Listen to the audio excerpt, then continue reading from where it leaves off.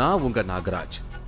கேரளாவில் உள்ள அரிம்பூர் கிராமத்துல கீழ்காவு பகவதி அம்மனை வழிபடுற விக்ரம் சாமிக்கு தேங்காயை உடைச்சு பார்த்த உடனேயே பகவதி அம்மனே அவர் காதல வந்து எதிரில் உட்கார்ந்துருக்கிறவங்களுக்கு நடக்க போற நல்லது கெட்டதை எல்லாம் அப்படியே சொல்றதா எனக்கு ஒரு அமானுஷ்ய தகவல் கிடைச்சிருக்கு. அது மட்டும் இல்லாம பிரபல நடிகர் கலாபவன் மணிக்கு நடந்த அசம்பாவிதத்தை முன்கூட்டியே விக்ரம் சாமி கணித்து சொன்னதையெல்லாம் அவங்க குடும்பத்தை சேர்ந்தவங்களே சொல்றாங்க. இன்னைக்கு விக்ரம் சாமியை பார்க்கத்தான் கேரளாவுக்கு பயணம் செஞ்சுக்கிட்டு இருக்கேன். நடிகர் கலாபவன் மணிக்கு ஆபத்து என முன்கூட்டியே எச்சரித்த பகவதி அம்மன். பிரபல நடிகரான கலாபவன் மணி அவர்களோட வீட்டுக்கு போய் விக்ரம் சுவாமி அவர்கள் அருள்வாக்கு பார்த்திருக்காரு.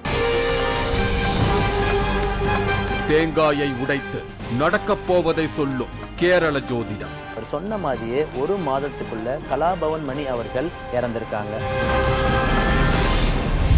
கேரளா மாநிலம் திருச்சூர் மாவட்டம் அரிம்பூர் கிராமத்துல இருக்கும் கீழ்காவு பகவதி அம்மன் மடத்துல தான் நான் தேடி வந்த விக்ரம் சாமி இருக்காரு. கேரளாவில் நான் போன சமயம் நல்ல மழை சும்மா வெளுத்து வாங்குச்சு. ஒரு பக்கம் பச்சை பசேல்னு இருந்த ஊரையும் விடாது பெய்யும் மழையையும் ரசிச்சுக்கிட்டே பயணம் செஞ்சுக்கிட்டு இருந்தேன்.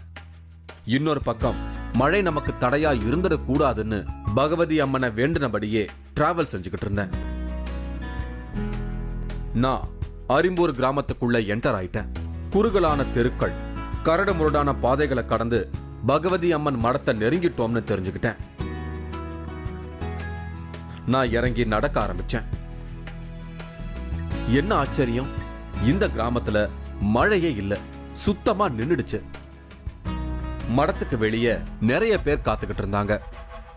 விக்ரம் சுவாமியோட பெரிய படங்கள் வெளியே வைக்கப்பட்டிருந்ததை பார்க்க முடிஞ்சது.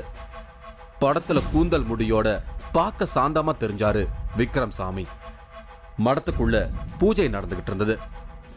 நிறைய பெண்கள், ஆண்கள், குழந்தைகள்னு எல்லாரும் ரொம்ப பயபக்தியா பகவதி அம்மனோட பாடல்களை பாடிக்கிட்டு இருந்தாங்க.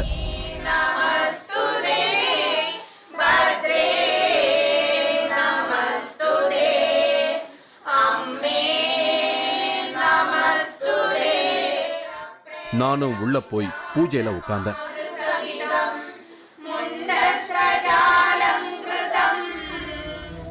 விக்ரம் சுவாமி உள்ள பூஜையில இருக்கிறத பார்க்க முடிஞ்சது. பூஜை முடிஞ்ச உடனே நம்மளை அறிமுகப்படுத்திக்கலாம்னு நான் அமைதியா காத்துக்கிட்டு இருந்தேன். உள்ள விளக்குகளால் அலங்கரிக்கப்பட்ட கீழ்காவு பகவதி அம்மன் படம் பிரகாசமா இருந்தது. ஒரு கையில சூலம், ஒரு கையில அரக்கனோட தலைன்னு இப்படி 4 கைகளோட இருந்தாலும் பகவதி அம்மனோட முகம் சாந்தமா தான் இருந்தது. தமிழ்நாட்டுல எப்படி அம்மன் வழிபாடு அதிக அளவுல இருக்கோ அதே மாதிரி பகவதி அம்மனோட வழிபாடு கேரளாவுல அதிக அளவுல இருக்கு. கொடுங்கலூர், மண்டைக்காடு, ஆற்றுக்கால், மாங்காடு, சோட்டானிக்கரை இப்படி பல சக்தி வாய்ந்த பகவதி அம்மன் கோயில்கள் இருக்கு. தமிழ்நாட்டுல இருக்கிற அம்மன் கோயில்களுக்கும் கேரளாவுல இருக்கிற பகவதி அம்மன் கோயில்களுக்கும் கண்டிப்பா ஆதி காலத்துல ஒரு தொடர்பு இருந்திருக்கு.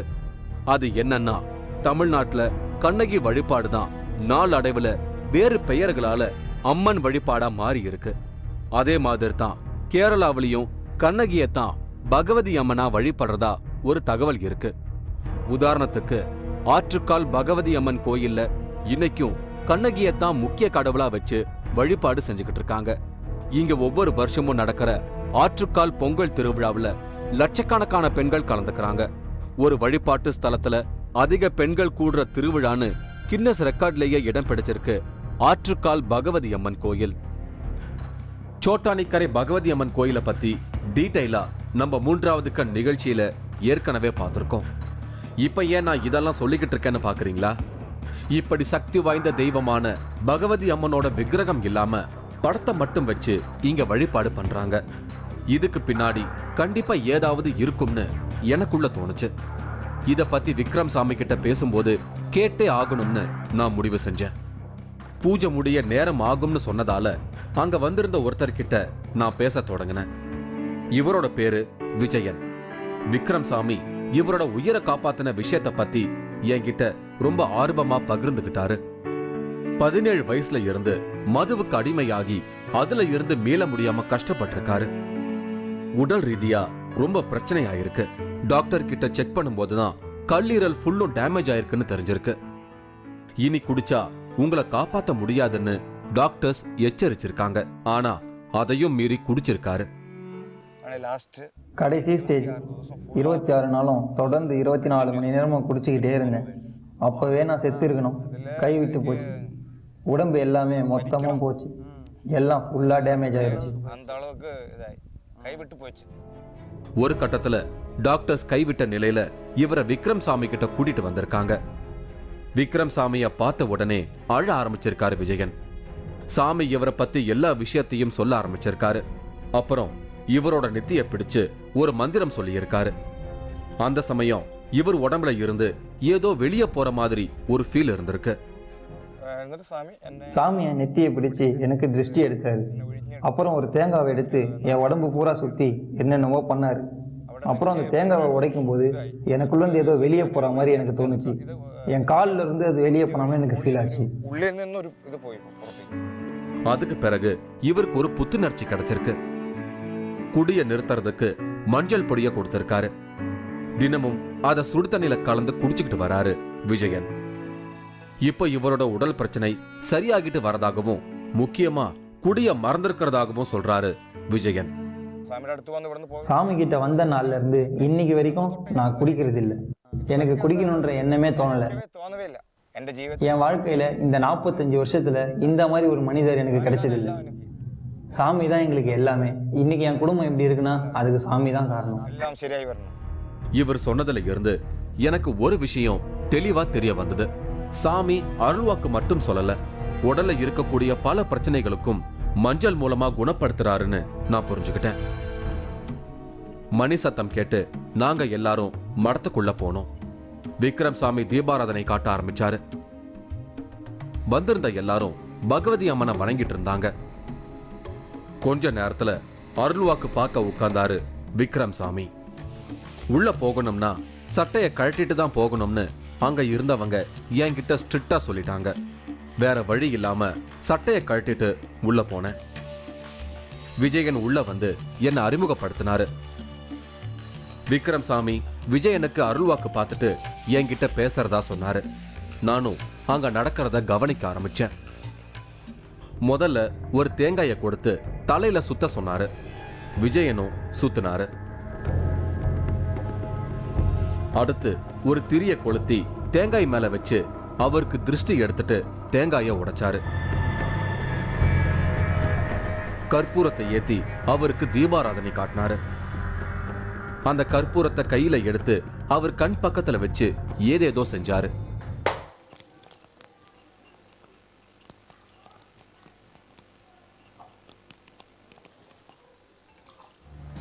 கடைசியா அவருக்கான அருள்வாக்க சொல்ல தொடங்கினாரு. உங்க நேரம் ரொம்ப நல்லா இருக்கு. அம்மா உங்க கூடவே இருக்காங்க. இனி வரும் காலங்களில் உங்க குடும்பம் குழந்தைகள் எல்லாரும் ரொம்ப நல்லா வருவாங்க. இனி ஒரு பிரச்சனையும் வராது. அம்மா கிட்ட இருந்து நல்ல அனுகிரகம் கிடைச்சிருக்கு. உங்களோட எதிரிகள் நீங்கள் சண்டை போட்டவங்க எல்லாரும் மீண்டும் உங்களை தேடி வருவாங்க. நல்ல மாற்றம் ஏற்பட்டிருக்கு. அம்மாவோட அனுகிரகம் மட்டும் இல்லாமல் அம்மாவே உங்கள் கூட இருக்காங்க. எல்லாம் முடிஞ்ச பிறகு அவருக்கு கொஞ்சம் மஞ்சள் தூளை இலையில மடிச்சு மருந்தா கொடுத்தாரு. மறுபடியும் குடிக்காம இருக்க அவர் நாக்குல ஓம்னு மஞ்சளால எழுதினாரு. எனக்கு இதெல்லாம் பார்க்கவே கொஞ்சம் வித்தியாசமா இருந்தது. இதெல்லாம் முடிஞ்சு விக்ரம் சாமி கிட்ட நான் பேச ஆரம்பிச்சேன். என்னோட சகோதரர் கலாபவன் மணி வீட்டுக்கு நான் சாமி அழைச்சிட்டு போயிருந்தேன். சாமி அவர் உடம்புல தேங்காயை சுற்றி திருஷ்டி எடுத்தார். அப்புறமா பூஜையில் அவருக்கு ஒரு பெரிய ஆபத்து வரப்போகுதுன்னு சொன்னார்.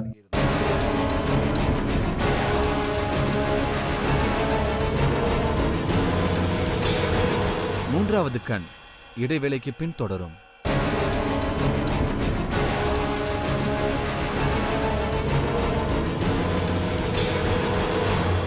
மூன்றாவது கண் தொடர்கிறது.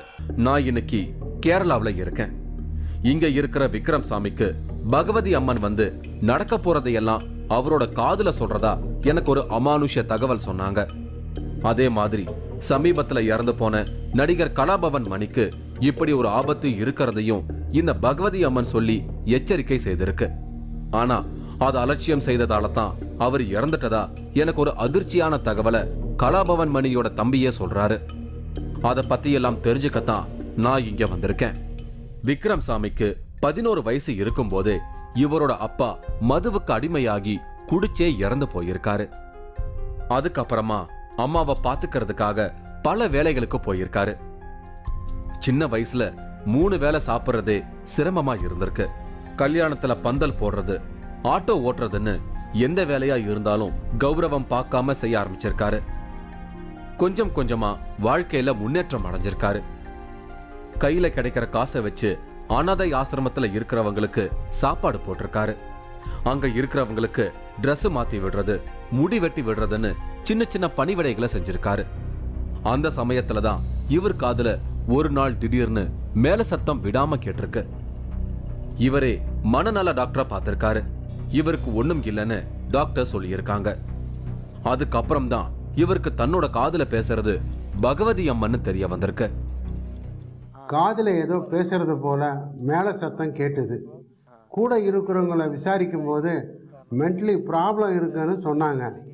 நான் உடனே ஆஸ்பத்திரி கிளம்பி போனேன். அங்கே இருக்கும்போது தான் பேசுகிற சத்தம் தெளிவாக கேட்டது. நான் தான் அம்மா பராசக்தி, மக்களோட தோஷங்களை எல்லாம் நீ நிவர்த்தி செஞ்சு நல்லது பண்ணு.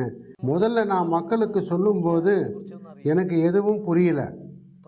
அப்புறம் நான் சொன்னதெல்லாம் அப்படியே நடக்கும்போது தான் எனக்கே தெரிய வந்தது. பகவதி அம்மன் அருள் கிடைச்சதுமே முதல்ல இவரோட வீட்டுக்கு பக்கத்துல படுத்த படுக்கையா இருந்த ஒரு பெரியவரை மஞ்சள் தூள் கொடுத்து உயிரை காப்பாத்தி இருக்காரு விக்ரம் சாமி. அந்த சம்பவத்தை என்கிட்ட பகிர்ந்துகிட்டாரு. இங்க பக்கத்துல ஒரு வயசானவர் ரொம்ப படுத்த படுக்கையா இறக்குற தெருவாயில இருந்தார். எல்லோரும் அவரை பார்த்துட்டு அவருக்கு தண்ணி தொட்டு கொடுத்தாங்க. அப்போ நான் அங்கே போயிருக்கும்போது மஞ்சப்பொடியை கலந்து அவருக்கு கொடுத்தேன். நெத்தியில் கை வச்சு 11 ரூபாய் காசில் அவருக்கு திருஷ்டி எடுத்துட்டு அங்கேருந்து கிளம்பி வந்துட்டேன். நான் நினச்சே பார்க்கல அவர் பொழைச்சிக்குவாருன்னு. சரியானது மட்டும் இல்லாமல் இப்போ ரொம்ப ஆரோக்கியமாகவே இருக்காரு. அப்பா குடியினால இருந்தத இன்னைக்கும் விக்ரம் சாமியால மறக்க முடியல. யாராவது குடின்னு இவர்கிட்ட வந்துட்டா கண்டிப்பா திரும்ப குடிக்க மாட்டாங்க. அதையும் மீறி அவங்க குடிச்சா என்ன ஆகும்னு இவர் சொல்றத நீங்களே கேளுங்க. குடிச்சா கண்டிப்பா ஆபத்து ஏற்படும். அதையும் மீறி குடிச்சா சாப்பிட்டது எல்லாம் வாந்தி எடுத்துடுவாங்க, இல்லை எங்காவது விழுந்து அடிபட்டுடுவாங்க, இல்லை தூங்க முடியாது. இப்படி பல பேருக்கு பல அனுபவம் ஏற்பட்டிருக்கு. இது வரைக்கும் என்கிட்ட 6000 பேருக்கு மேலே குடியை நிப்பாட்டியிருக்காங்க. நான் ரொம்ப நேரம் கேட்கணும்னு நினைச்சுக்கிட்டு இருந்த அந்த கேள்வியை அவர்கிட்ட கேட்டேன். பகவதி அம்மனுக்கு ஏன் விக்கிரகம் வச்சு வழிபாடு பண்ணலன்னு கேட்டேன். இந்த கிராமத்துல முதல்ல 5 சென்ட் இடம் வாங்கி ஊர் மக்கள் உதவியோட கோயில் கட்டியிருக்காங்க. அங்க விக்கிரகம் வச்சு பெரிய அளவுல வழிபாடு நடந்திருக்கு. அந்த சமயத்துல கமிட்டி மெம்பர்ஸ்குள்ள சண்டை வந்திருக்கு. ஒரு சிலர் பிரச்சனை பண்ணியிருக்காங்க. அதனால அந்த கோயிலை விட்டே வெளியே வந்திருக்காரு விக்ரம் சாமி. இவரு பேரு ராமகிருஷ்ணன், பிரபல நடிகர் கலாபவன் மணியோட சொந்த தம்பி. இவர் ஒரு டான்சர். இவருக்கு கால் நரம்புல ரத்த ஓட்டத்துல ஏதோ ஒரு அடைப்பு ஏற்பட்டிருக்கு. அந்த சமயத்துல நண்பர் மூலமா விக்ரம் சாமியை பத்தி தெரிஞ்சு பார்க்க வந்திருக்காரு. விக்ரம் சாமி வழக்கம் போல தேங்காயை சுத்தி இவரோட நெகட்டிவ் எனர்ஜியை எல்லாம் வெளியே எடுத்து மஞ்சள் தூளை சாப்பிட கொடுத்திருக்காரு. அதுல இருந்து இவருக்கு ஒரு புது வைப்ரேஷன் கிடைச்சிருக்கு. காலில் இருந்த பிரச்சனையில இருந்து படிப்படியா வெளியே வந்திருக்காரு. எனக்கு ரைட் சைடில் இருக்க காலில் பிளட் சர்க்குலேஷன் பிளாக்காக இருந்தது. நான் ஒவ்வொரு முறை டான்ஸ் ப்ரோக்ராம் போகும்போதெல்லாம் இங்கே தேவியை பிரார்த்தனை பண்ணிட்டு தான் போவேன். அது மட்டும் இல்லாமல் சாமி எனக்கு திருஷ்டி எடுத்து இனிமேல் எந்த பிரச்சனையும் வராத மாதிரி நல்லபடி செஞ்சு கொடுப்பாரு. அதுக்கப்புறமா தான் இப்போ நான் நல்லா இருக்கேன். அதுக்கப்புறமா இவருக்கு தன்னோட அண்ணன் நடிகர் கலாபவன் மணி கிட்ட விக்ரம் சாமியை பத்தி சொல்லியிருக்காரு. விக்ரம் சாமியை வீட்டுக்கு அழைச்சிட்டு வரும்படி சொல்லியிருக்காரு கலாபவன் மணி. அதே மாதிரி அவங்க வீட்டுல வச்சே தேங்காயை சுத்தி அருள்வாக்கு பார்த்திருக்காரு விக்ரம் சாமி. அப்ப அவருக்கு 1 மாசத்துக்குள்ள ஒரு பெரிய ஆபத்து இருக்கிறத கணிச்சு சொல்லி இருக்காரு. அதுக்கு பரிகாரமா பூஜைகளையும் செய்ய சொல்லி இருக்காரு விக்ரம் சாமி. ஆனா பூஜைகளை செய்யறதுக்குள்ள அந்த அசம்பாவிதம் நடந்திருக்கு. இதையெல்லாம் ராமகிருஷ்ணன் என்கிட்ட சொல்லும் போதே எனக்கு ரொம்ப ஷாக்கிங்கா இருந்தது. என்னோட சகோதரர் கலாபவன் மணி வீட்டுக்கு நான் சாமி அழைச்சிட்டு போயிருந்தேன். சாமி அவர் உடம்புல தேங்காயை சுற்றி திருஷ்டி எடுத்தார். அப்புறமா பூஜையில் அவருக்கு ஒரு பெரிய ஆபத்து வரப்போகுதுன்னு சொன்னார். கண்டிப்பாக அந்த ஆபத்துலேருந்து வெளிவரணும்னு எங்களுக்கு எச்சரிச்சிருந்தார். சாமி പറഞ്ഞിരുന്നു. அது அவர் சொல்லி எவ்வளோ நாளில் இந்த சம்பவம் நடந்தது? സ്വാമി പറഞ്ഞു 1 മാസത്തിനുള്ളിൽ. அடுத்தடுத்து வரிசையா மக்கள் அருள்வாக்கு கேட்க உள்ள வந்தாங்க.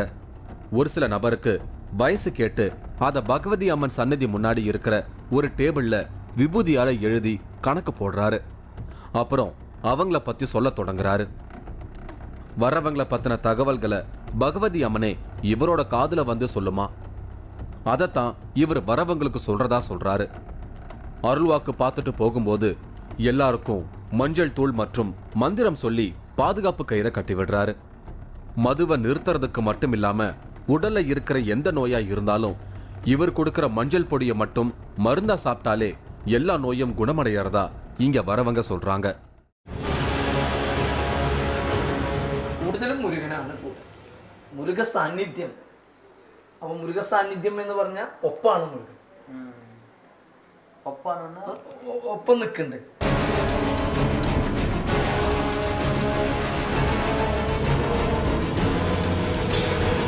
மூன்றாவது கண் இடைவேளைக்கு பின் தொடரும்.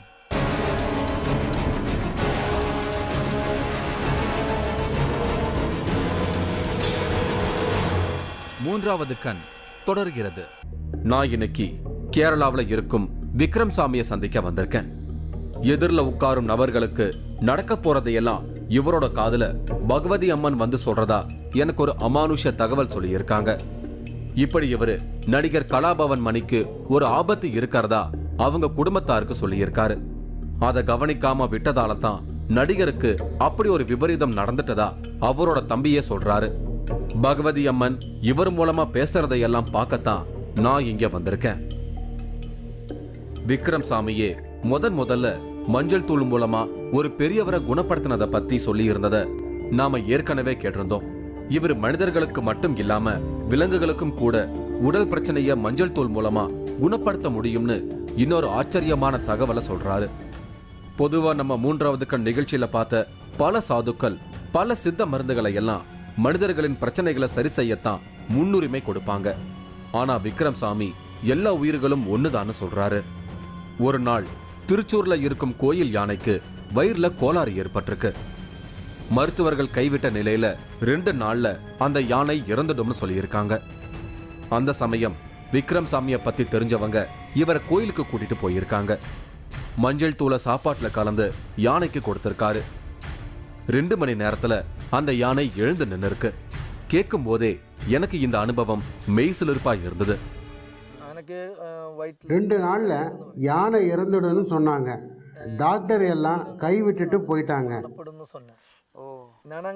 நான் அங்க போன சமயம் யானை பாகன் இட்லி சாப்பிட்டுக்கிட்டு இருந்தாரு. அவர்கிட்ட இருந்த இட்லி வாங்கி அதுல மஞ்சப்பொடியை கலந்து பூஜை செஞ்சு அந்த யானைக்கு கொடுத்தேன். நான் அங்கிருந்து கிளம்பி வீட்டிற்கு வரத்துக்குள்ள யானை வயிற்று கோளாறு சரியாகி எழுந்து நின்றுடுச்சு. அதுக்கேத்தபடி இவரை மீட் பண்ண வந்த சமயத்திலையும் இங்க இருக்கிற ஒரு யானைக்கு பிரச்சனைன்னு அவருக்கு அழைப்பு வந்தது. மறுநாள் காலையில அந்த யானைக்கு ட்ரீட்மெண்ட் பார்க்க போகும்போது என்னையும் அழைச்சிட்டு போறேன்னு சொல்லி இருந்தாரு.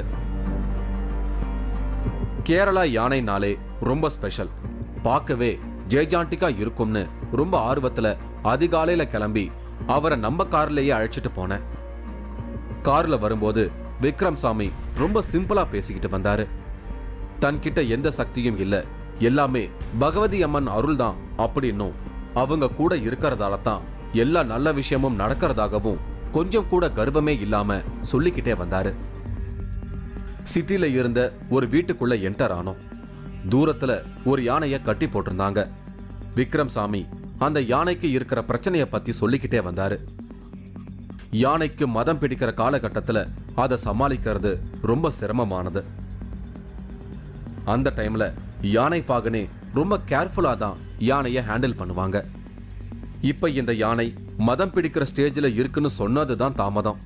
யானையை விட்டு ஒரு 5 அடி தள்ளி நின்னுகிட்டேன். விக்ரம் சாமி மஞ்சள் தூள் கலக்கப்பட்ட வாழைப்பழத்தை அந்த யானைக்கு கொடுத்தாரு.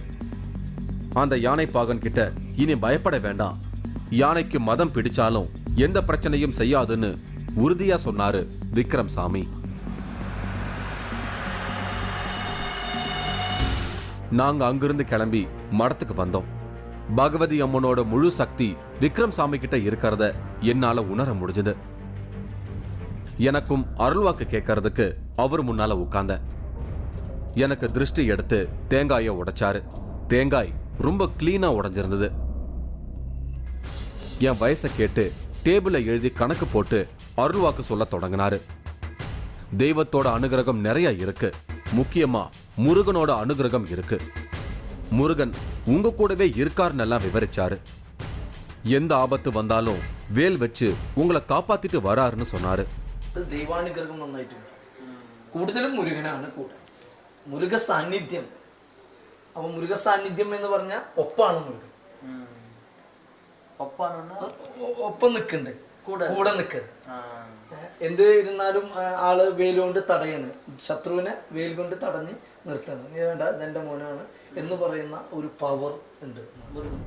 இருந்தாலும் இந்த காலகட்டத்துல நேரம் சரியில்லை, கொஞ்சம் கேர்ஃபுல்லா இருங்கன்னு சொல்லி கையில ஒரு கயிறு கட்டி விட்டாரு. ஒரு பக்கம் நேரம் சரியில்லைன்னு சொன்னாலும் முருகன் என் கூட இருக்காருன்னு சொன்னது எனக்கு ரொம்ப சந்தோஷமா இருந்தது. எனக்கு அருள்வாக்கு சொல்லி முடிச்சிட்டு அவர் தியானத்துல உட்கார்ந்துட்டாரு. நானும் அவரு கூட சேர்ந்து தியானம் செய்ய ஆரம்பிச்சேன். மறுபடியும் வேற ஒரு வித்தியாசமான அனுபவத்தோட உங்களை சந்திக்கிறேன். அதுவரை உங்களிடமிருந்து விடை பெறுவது உங்கள் நாகராஜ். உடையும் சிதம்பர ரகசியம். எல்லாரும் தேடிக்கிட்டு இருக்காங்களே ஒரு சிலை. விலகும் போகரின் நவபாஷான சிலை மர்மம். அதிரடி ஆதாரங்களை சொல்லும் ஒரு சாப்ட்வேர் இன்ஜினியர். இந்த கோயில்கள் எல்லாமே கல்லால் கட்டப்பட்டதே இந்த கலியுகத்தில் உலகம் அழிய போறதை தடுக்கிறது தான். நீங்களும் இந்த திகில் பயணத்தில் கலந்து கொள்ள ஒரு வாய்ப்பு. 3வது கண் டிவி ஷோ என்ற ஃபேஸ்புக் பக்கத்தில் எங்களோடு இணைந்திடுங்கள். உங்களது அமானுஷ்ய அனுபவங்களை பதிவு செய்து இந்த நிகழ்ச்சியில் பங்கு பெறும் வாய்ப்பை பெறுங்கள்.